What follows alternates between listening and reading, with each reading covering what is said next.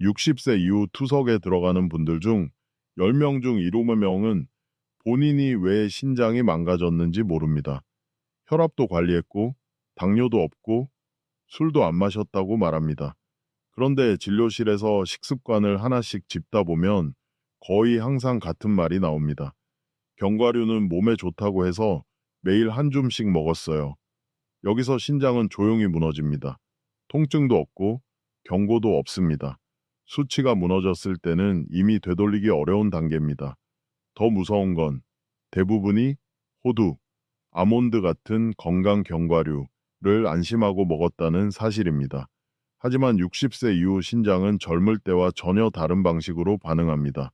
오늘 이 영상에서는 신장 투석으로 이어진 실제 식탁의 공통점, 60세 이후 반드시 끊어야 할 견과류 4가지, 그리고 견과류를 완전히 포기하지 않고도 신장을 지키는 기준까지 끝까지 보시면 왜 그때 이걸 몰랐을까? 라는 말을 하지 않게 될 겁니다. 지금부터 신장을 살리는 선택과 투석으로 가는 습관의 갈림길을 하나씩 짚어보겠습니다. 신장은 나이가 들수록 조용히 바뀝니다. 문제는 당신은 그 변화를 거의 느끼지 못한다는 점입니다. 젊을 때는 하루에 무엇을 먹든 신장이 알아서 걸러주고 버려주고 균형을 맞춥니다. 조금 짜게 먹어도 칼륨이 많은 음식을 먹어도 몸은 비교적 빠르게 회복합니다. 하지만 60세 이후의 신장은 다릅니다. 여과 속도는 자연스럽게 떨어지고 노폐물을 처리하는 힘도 서서히 약해집니다. 이건 병이 있어서가 아닙니다. 나이 자체가 신장 기능을 바꾸는 가장 큰 원인입니다. 여기서 많은 분들이 착각합니다. 나는 아직 괜찮다. 검진해서 이상 없다고 했다. 소변도 잘 본다. 맞습니다. 신장은 마지막 순간까지 아무 말도 하지 않는 장기입니다. 통증도 없고 불편함도 거의 없습니다.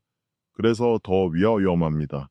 신장이 보내는 경고는 피로, 부종, 소변 변화 같은 뚜렷한 신호가 아니라 숫자 하나로만 나타납니다. 크레아티닌, 사구체어과율, 인수치. 그 숫자가 무너지기 전까지 당신은 평소와 똑같이 생활합니다. 그리고 바로 이 시점에 견과류가 문제를 일으키기 시작합니다. 견과류는 작습니다. 한 줌이면 끝입니다. 그래서 부담 없다고 느낍니다. 하지만 신장의 입장에서 보면 전혀 다릅니다. 견과류에는 칼륨, 인지방, 단백질이 짧은 시간 안에 한꺼번에 들어옵니다. 젊은 신장은 이걸 처리합니다. 하지만 60세 이후 신장은 이 성분들을 천천히 어렵게 힘겹게 처리합니다. 특히 이는 가장 큰 문제입니다. 이는 뼈에 좋다고 알려져 있지만 신장이 약해지면 몸 밖으로 빠져나가지 못하고 혈관과 신장 조직에 쌓입니다. 여기서 한 가지 반전이 있습니다. 자연식이면 괜찮다는 믿음입니다. 많은 분들이 가공식품만 조심하면 된다고 생각합니다. 하지만 신장에서는 다릅니다. 자연식이라고 해서 인부담이 적은 것은 아닙니다. 오히려 견과류처럼 영양이 농축된 음식은 노년 신장에 더 큰 부담을 줄 수 있습니다. 제가 진료실에서 자주 듣는 말이 있습니다. 과자 대신 견과류를 먹었어요. 밥은 줄이고 견과류로 간식했어요. 혈관에 좋다길래 매일 챙겼어요. 이 말들이 나쁜 의도에서 나온 건 아닙니다. 모두 건강을 지키려는 선택이었습니다. 하지만 결과는 정반대가 되는 경우를 너무 많이 봅니다. 신장은 양보다 농도에 민감합니다. 조금이라도 농축된 영양이 반복해서 들어오면 하루하루 미세한 손상이 쌓입니다. 이 손상은 오늘 당장 나타나지 않습니다. 1년, 3년, 5년 뒤에 검진 수치로 모습을 드러냅니다. 여기서 중요한 질문 하나 드릴게요. 지금 드시는 견과류, 정말 신장이 감당할 수 있는 수준일까요? 의사들 사이에서도 논쟁이 있습니다. 견과류는 무조건 제한해야 한다. 는 의견과 종류와 양만 조절하면 된다. 는 의견이 나뉩니다. 정답은 그 중간에 있습니다. 문제는 견과류 자체가 아니라 60세 이후에도 예전 기준으로 먹는 습관입니다. 이제부터 하나씩 짚어보겠습니다. 어떤 견과류가 신장을 가장 먼저 지치게 만드는지, 왜 그 견과류들이 특히 위험한지, 그리고 당신이 매일 아무 생각 없이 집어먹던 그 한 줌이 어느 순간 투석으로 이어질 수 있는 이유를 구체적으로 보여드리겠습니다. 다음 섹션에서는 실제 투석 환자들의 식탁에서 놀랍도록 반복되는 공통점을 이야기해 드리겠습니다. 투석실에서 가장 자주 듣는 말이 있습니다. 저는 정말 잘 먹고 살았어요. 고기도 줄였고 짜게 먹지도 않았고 술도 거의 안 했다고 말합니다. 그래서 더 혼란스러워합니다. 도대체 왜 제가 여기까지 온 건가요? 제가 차트를 넘기며 가장 먼저 보는 건 의외로 약 목록이 아닙니다. 식탁입니다. 아침에 무엇을 먹는지, 점심 간식은 무엇인지, 밤에 TV 보며 손이 가는 음식이 무엇인지, 그리고 놀랍게도 투석을 앞두거나 시작한 분들의 식탁에는 비슷한 장면이 반복됩니다. 밥은 소량, 고기는 줄임, 대신 작은 그릇에 담긴 견과류, 배고프지 않아서요. 이건 건강식이잖아요. 의사 선생님도 견과류는 괜찮다 했어요. 이 말 틀리지 않았습니다. 예전 기준에서는요. 하지만 한 환자 이야기를 들려드리겠습니다. 68세 남성입니다. 고혈압은 약으로 잘 조절했고 당뇨는 없었습니다. 매년 건강검진도 빠지지 않았고 3년 전까지 신장 수치는 경계 정도였습니다. 그분의 하루 간식은 늘 같았습니다. 아몬드, 호두, 캐슈넛을 한 번에 2줌 정도? 배고플 때마다 조금씩이라는 말이었지만 결국 하루 섭취량은 꽤 많았습니다. 문제는 양이 아니라 빈도였습니다. 아침 한 번, 오후 한 번, 저녁 TV 보며 또 한 번. 신장은 쉴 틈이 없었습니다. 그분은 아무 증상도 느끼지 못했습니다. 붓지도 않았고 소변도 잘 나왔고 피곤함도 나이 탓이라 여겼습니다. 그러다 어느 날 검진 결과에서 사고 체어과율이 급격히 떨어졌습니다. 갑자기 왜 이러죠? 그 질문에 저는 바로 답하지 못합니다. 왜냐하면 이건 하루 이틀의 문제가 아니기 때문입니다. 조용한 누적의 결과입니다. 여기서 많은 분들이 묻습니다. 그럼 견과류가 원인이에요? 의학적으로 말하면 원인은 하나가 아닙니다. 하지만 결정적인 가속 요인이 되는 경우는 너무도 많습니다. 특히 이미 60세를 넘었고 신장 기능이 예전 같지 않은 상태라면 견과류의 칼륨과 이는 신장을 계속 시험합니다. 더 놀라운 사실이 있습니다. 투석을 시작한 분들 중 상당수가 투석 직전까지도 견과류를 좋은 음식으로 믿고 있었다는 점입니다. 누군가 이렇게 말합니다. 그때 누가 조금만 일찍 말해줬어도 이 말은 진료실에서 가장 마음이 무거워지는 순간입니다. 그래서 저는 이 영상을 만드셨다는 게 너무 중요하다고 느낍니다. 지금 이 시점에서 멈추면 결과는 완전히 달라질 수 있기 때문입니다. 이제부터는 막연한 이야기가 아닙니다. 구체적으로 끊어야 할 견과류를 하나씩 짚어보겠습니다. 첫 번째 견과류는 가장 많이 드시고 가장 억울하게 오해받는 종류입니다. 다음 섹션에서 그 이유를 정확히 설명드리겠습니다. 첫 번째로 끊어야 할 견과류는 바로 아몬드입니다. 이 말을 들으면 많은 분들이 고개를 젓습니다. 아몬드는 혈관에 좋잖아요. 콜레스테롤 낮춰준다던데요. 맞습니다. 젊고 신장이 건강할 때의 이야기입니다. 하지만 60세 이후의 신장에서는 아몬드가 전혀 다르게 작용합니다. 아몬드는 소량 안에 칼륨과 인이 매우 농축된 견과류입니다. 겉보기엔 몇 알 안 되는 것 같지만 신장은 그 안에 들어있는 성분을 한 번에 처리해야 합니다. 여기서 첫 번째 사실을 짚어볼게요. 칼륨은 심장과 근육에 꼭 필요한 미네랄입니다.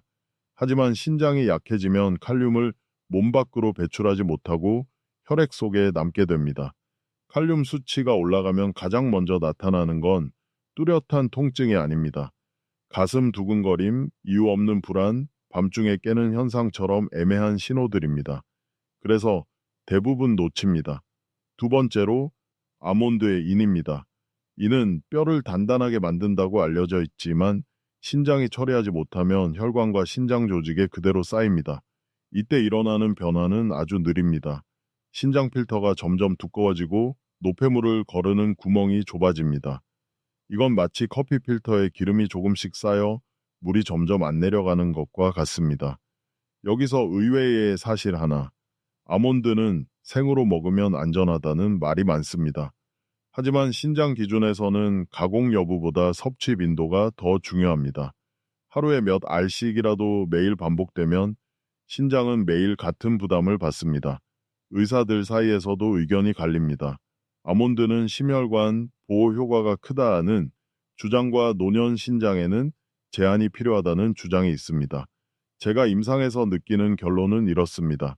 60세 이후 신장 수치가 경계선이라면 아몬드는 건강식이 아니라 조절 대상입니다. 여기서 스스로에게 질문 하나 해보세요. 아몬드를 드신 날과 안 드신 날, 몸 상태가 정말 같았나요? 밤에 더 갈증이 생기거나 소변이 잦아지거나 아침에 얼굴이 더 붓지는 않았나요? 이 작은 차이가 수년 뒤에는 큰 간격이 됩니다. 하지만 아직 희망은 있습니다. 아몬드를 끊는다고 해서 모든 견과류를 포기할 필요는 없습니다. 문제는 아몬드가 시작이 되는 경우가 너무 많다는 점입니다. 다음 섹션에서는 아몬드보다 더 교묘하게 신장을 속이는 두 번째 견과류를 이야기해 드리겠습니다. 이 견과류는 이건 괜찮겠지 라고 가장 많이 안심하는 종류입니다. 두 번째로 끊어야 할 견과류는 많은 분들이 가장 안심하는 호두입니다. 호두 이야기를 하면 거의 반사적으로 이런 말이 나옵니다. 뇌에 좋잖아요. 혈관 청소해 준다면서요. 의사가 하루 두 알은 괜찮다던데요.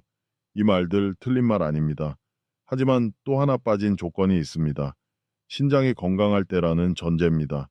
호두는 지방 구성이 매우 좋은 견과류입니다.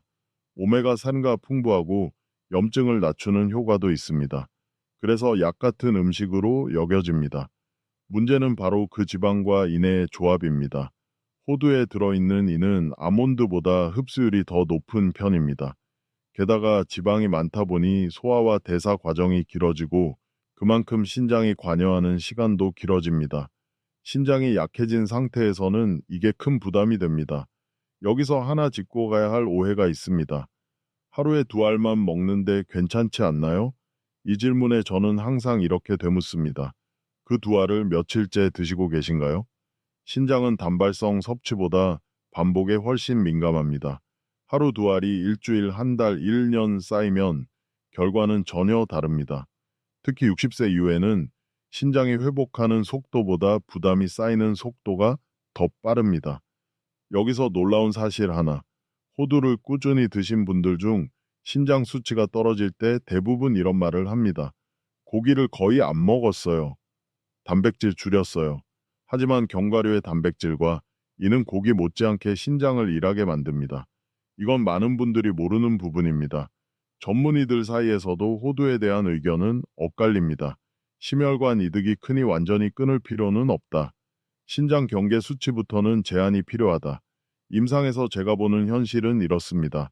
신장 수치가 한번 떨어지기 시작한 분들 중 호두를 계속 드신 경우 속도가 확연히 빨라집니다. 몸은 정직합니다. 피곤함이 늘고 밤에 자주 깨고 아침에 손이 붓는 날이 많아집니다. 하지만 대부분 이걸 나이 탓으로 넘깁니다. 여기서 중요한 질문 하나 드릴게요.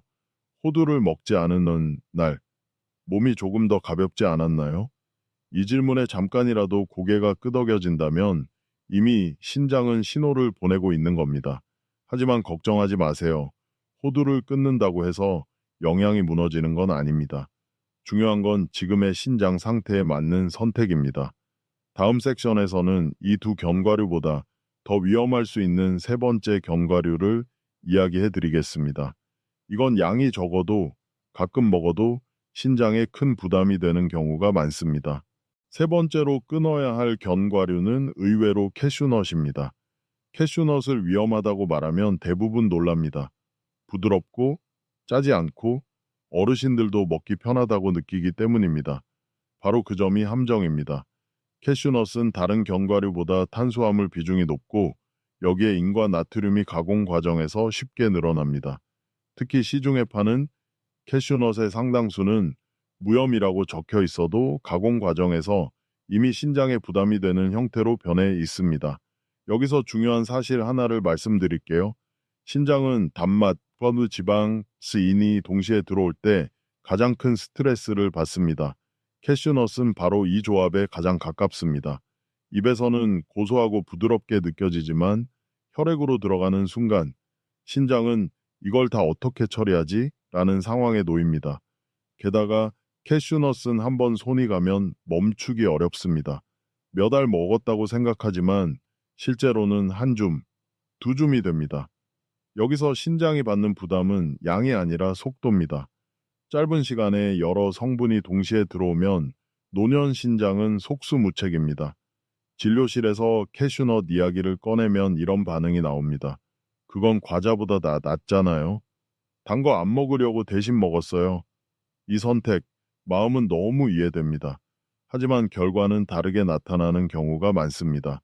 한 가지 반전도 있습니다. 캐슈넛은 혈당을 급격히 올리지는 않지만 신장에는 지속 피로를 남깁니다. 혈당처럼 바로 숫자가 튀지 않기 때문에 문제가 없는 것처럼 보입니다. 그래서 더 오래, 더 자주 먹게 됩니다. 전문의들 사이에서도 캐슈넛에 대한 경고는 점점 늘고 있습니다. 특히 사구체육과율이 6 아래로 내려간 경우 캐슈넛은 조심이 아니라 중단에 가까운 선택이 됩니다. 여기서 잠깐 멈춰 생각해 보세요. 지금까지 이야기한 아몬드, 호두, 캐슈넛 이 세 가지를 하루에 한 번씩이라도 번갈아 드시고 있지는 않으신가요? 만약 그렇다면 신장은 하루도 쉬지 못하고 매일 시험을 치르고 있는 셈입니다. 이 지점에서 한 번만 부탁드릴게요.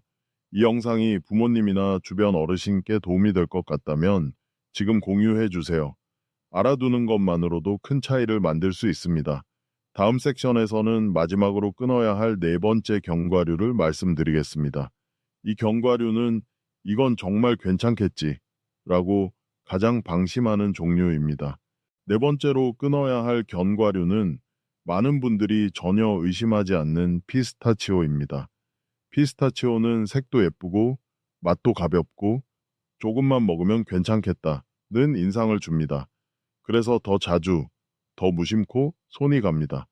하지만 신장 기준으로 보면 피스타치오는 가장 교묘한 견과류 중 하나입니다. 첫 번째 이유는 칼륨입니다. 피스타치오는 견과류 중에서도 칼륨 함량이 높은 편입니다. 젊을 때는 문제가 되지 않지만 60세 이후 신장 여과력이 떨어지면 이 칼륨이 혈액 속에 남기 시작합니다. 칼륨 수치가 서서히 오를 때 몸은 거의 아무 말도 하지 않습니다. 가끔 심장이 두근거리고 밤에 이유 없이 잠이 깨고 손발에 힘이 빠지는 정도입니다. 그래서 대부분 컨디션 문제겠지 하고 넘깁니다. 두 번째 이유는 염분입니다. 피스타치오는 무염 제품보다 살짝 간이 된 형태로 더 많이 유통됩니다. 이 살짝이 문제입니다. 신장은 소금에 매우 예민합니다. 염분이 들어오면 혈액량을 늘려 희석하려고 하고 그 과정에서 신장에 가해지는 압력이 커집니다. 피스타치오를 먹는 날 유난히 물이 당기거나 아침에 얼굴이 더 붓는 경험 혹시 있으셨나요? 이건 우연이 아닐 수 있습니다. 여기서 반전 하나. 견과류는 소량이면 괜찮다는 말입니다. 피스타치오는 껍질을 까서 먹다 보니 섭취량을 더 과소평가하게 만듭니다.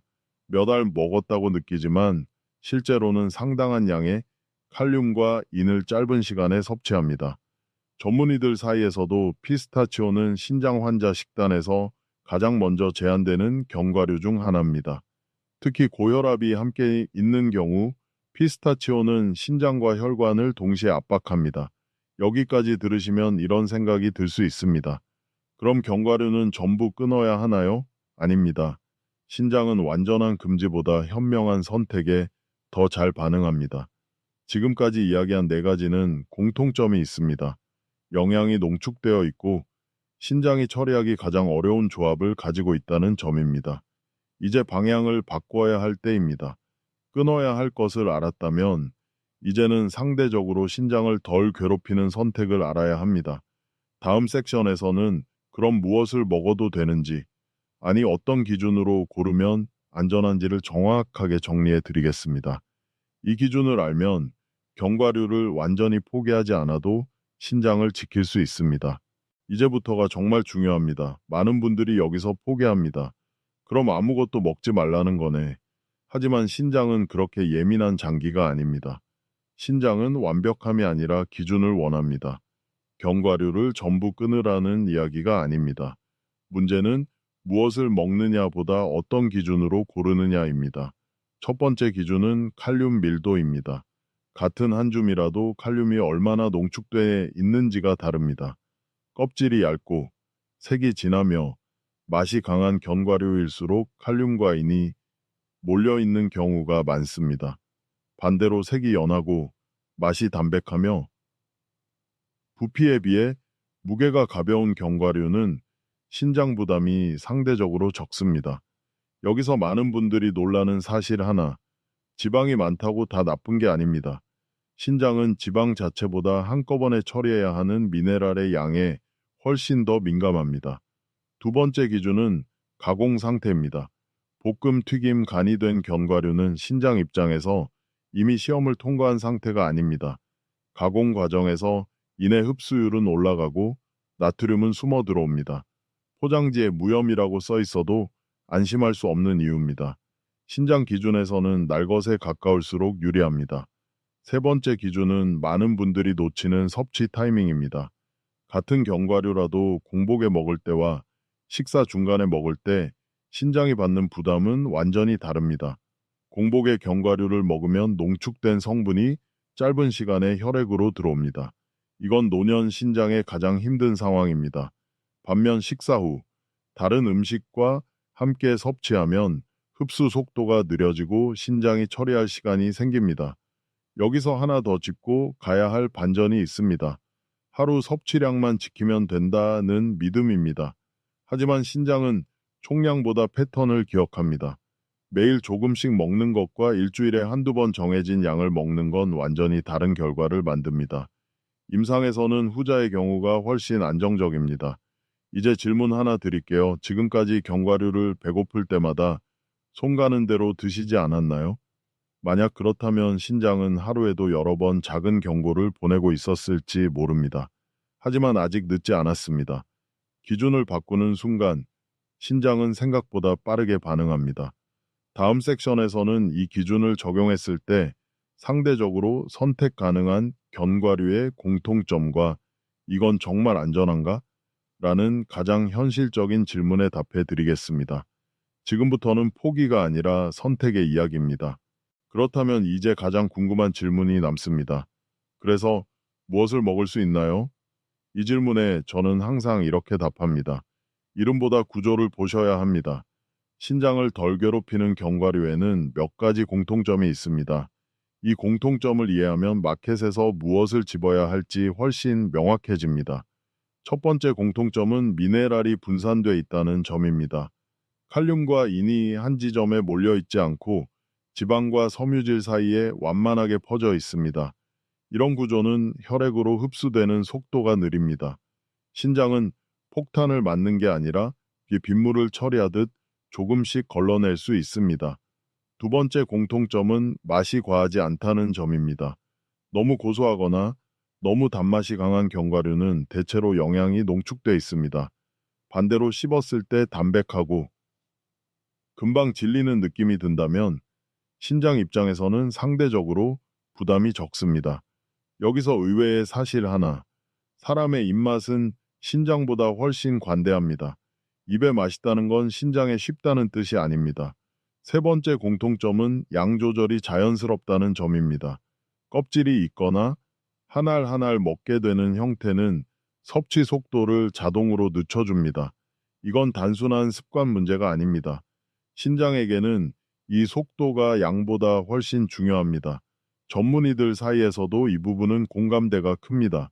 무엇을 먹느냐보다 어떻게 먹느냐가 신장 예후를 좌우한다는 점입니다. 하지만 여기서 한 가지 꼭 짚고 가야 할 경고가 있습니다. 상대적으로 안전하다고 해서 매일 먹어도 된다는 뜻은 아닙니다. 신장이 약해진 이후에는 괜찮은 음식과 자주 먹어도 되는 음식은 전혀 다른 개념입니다. 임상에서 보면 일주일에 2일 2회 정해진 양을 지키는 분들은 수치가 비교적 안정적으로 유지됩니다. 반대로 조금이라도 매일 반복하면 그 조금이 어느 순간 수치를 밀어 올립니다. 여기서 스스로에게 이 질문을 던져보세요. 이건 먹어도 되니까가 아니라 지금 내 신장이 이걸 감당할 수 있을까? 이 질문을 하기 시작한 순간부터 식탁의 방향은 달라집니다. 이제 다음으로 넘어가야 할 부분이 있습니다. 아무리 조심해도 특히 더 조심해야 하는 분들이 있습니다. 다음 섹션에서는 겉보기엔 멀쩡해 보여도 견과류 섭취에 훨씬 민감하게 반응하는 경우를 구체적으로 설명드리겠습니다.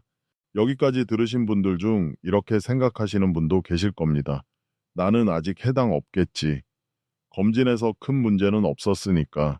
하지만 신장은 아직 괜찮다.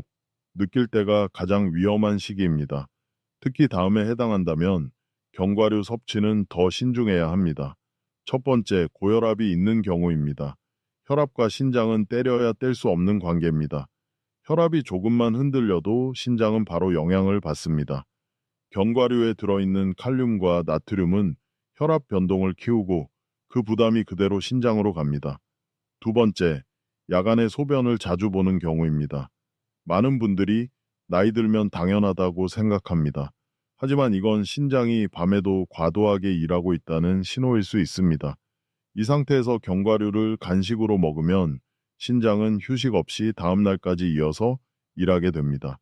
세 번째, 아침에 얼굴이나 손이 자주 붓는 경우입니다. 이 부종은 짠 음식을 많이 먹어서만 생기지 않습니다. 신장이 수분과 미네랄을 제때 처리하지 못할 때도 나타납니다. 견과류는 이 상황을 은근히 악화시킵니다. 네 번째, 신장 수치가 경계라는 말을 들은 적이 있는 경우입니다. 정상이냐 아니냐의 문제가 아닙니다. 이미 여과력이 예전 같지 않다는 뜻입니다. 이 단계에서의 선택이 몇 년 뒤 결과를 완전히 바꿉니다.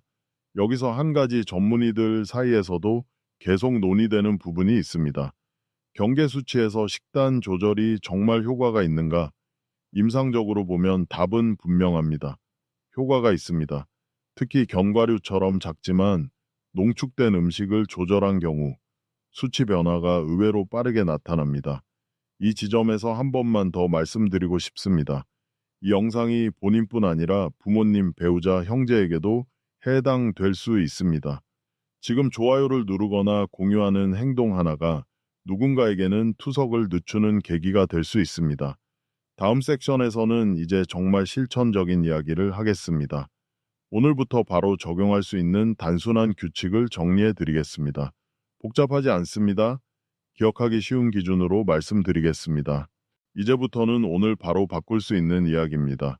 복잡한 계산도 어려운 표도 필요 없습니다. 신장을 지키는 견과류 원칙은 딱 세 가지입니다. 첫 번째 원칙, 빈도부터 줄입니다. 매일 먹는 견과류는 신장에게 건강식이 아니라 지속 자극입니다. 60세 이후라면 견과류는 일주일에 월대 2회가 기준입니다. 이보다 잦아지면 아무리 종류를 골라도 신장은 지칩니다. 두 번째 원칙, 식사와 함께 먹습니다. 공복 견과류는 노년 신장에 가장 가혹합니다. 식사 후반, 다른 음식이 어느 정도 들어간 상태에서 소량을 먹으면 흡수 속도가 완만해집니다. 이 차이가 수치에서는 의외로 크게 나타납니다. 세 번째 원칙, 정해진 양을 눈으로 기억합니다. 한 줌이라는 말은 사람마다 다릅니다. 신장 기준에서의 양은 엄지와 검지로 집었을 때 한 번입니다. 그 이상은 다음 기회로 넘기세요. 여기서 중요한 포인트 하나. 이 세 가지 원칙을 완벽하게 지키지 않아도 됩니다. 하나만 바뀌어도 신장은 반응합니다. 임상에서 보면 빈도만 줄여도 부종이 줄고 야간 소변 횟수가 줄어드는 분들이 많습니다. 그리고 여기서 많은 분들이 묻습니다. 그럼 언제부터 좋아지나요? 신장은 회복이 빠른 장기는 아닙니다. 하지만 악화 속도를 늦추는 데에는 아주 정직합니다. 2주, 한 달, 3달. 검진 숫자가 아니라 몸의 느낌부터 달라집니다. 아침에 손이 덜 붓고 밤에 덜 깨고 피로가 조금 가벼워집니다. 이 변화는 작아 보이지만 방향이 완전히 달라졌다는 신호입니다. 여기서 마지막 질문 하나 드릴게요. 지금까지의 식습관, 정말 내 신장 나이에 맞았을까요? 오늘 이 영상을 본 날이 가장 빠른 날입니다. 어제로 돌아갈 수는 없지만 오늘 선택은 바꿀 수 있습니다. 다음, 마지막 섹션에서는 지금까지의 이야기를 차분하게 정리하면서 당신이 스스로에게 꼭 해주셨으면 하는 말을 전해드리겠습니다. 천천히, 마음 놓고 마무리해 보겠습니다. 여기까지 함께 오셨다면 당신은 이미 신장을 지키는 방향으로 한 걸음 옮긴 겁니다. 신장은 소리를 지르지 않습니다. 아프다고 말하지도 않습니다. 그저 묵묵히 당신이 선택한 식탁을 그대로 받아들일 뿐입니다. 그래서 더 많은 분들이 뒤늦게 후회합니다. 그때는 정말 아무 느낌이 없었어요. 조금만 더 일찍 알았더라면. 하지만 지금 이 영상을 보고 있는 이 순간은 아직 늦지 않은 시점입니다. 오늘 우리는 견과류가 왜 문제가 되는지, 왜 60세 이후에는 예전 기준이 통하지 않는지, 그리고 무엇을 끊고 어떻게 선택해야 하는지까지 차분히 살펴봤습니다. 핵심은 하나였습니다. 신장은 완벽함을 요구하지 않습니다. 방향을 봅니다. 매일 먹던 걸 일주일에 한두 번으로 바꾸는 것, 공복 간식을 식사 후 소량으로 바꾸는 것, 무심코 집던 한 줌을 의식적인 한 번으로 줄이는 것, 이 작은 변화들이 신장에게는 이제 쉬어도 된다는 분명한 신호가 됩니다. 신장은 회복을 서두르지 않습니다. 대신 악화를 멈추는 데에는 놀라울 만큼 정직합니다. 아침에 붓던 손이 조금 가벼워지고 밤에 깨던 횟수가 줄고 이유 없이 쌓이던 피로가 서서히 누그러집니다. 이 변화는 숫자보다 먼저 옵니다. 그리고 그 다음에 검진 수치가 조금씩 따라옵니다. 여기서 제가 꼭 드리고 싶은 말이 있습니다. 당신의 신장은 지금도 당신 편입니다. 포기하지 않았고 기다리고 있습니다. 오늘 한 끼, 오늘 간식 하나가 10년 뒤를 바꿀 수 있다는 말, 과장이 아닙니다. 이제 작은 약속 하나만 해보세요. 오늘부터 7일만 견과류 섭취를 의식해 보겠다. 완벽하지 않아도 괜찮습니다. 기억나는 날만 지켜도 됩니다. 중요한 건 시작했다는 사실입니다. 댓글에 데이 원 리산, 세번 챌린지 시작이라고 남겨주세요. 그 글자는 당신 스스로에게 하는 가장 현실적인 다짐이 됩니다. 혹시 부모님이나 주변 어르신이 떠오른다면 이 영상을 조용히 공유해 주세요. 말 한마디보다 영상 하나가 더 오래 남을 수 있습니다. 오늘도 당신의 몸은 당신의 선택을 기다립니다. 지금 이 순간이 가장 빠른 날입니다. 지금까지 당신의 신장을 먼저 생각하는 시간 함께 해 주셔서 고맙습니다.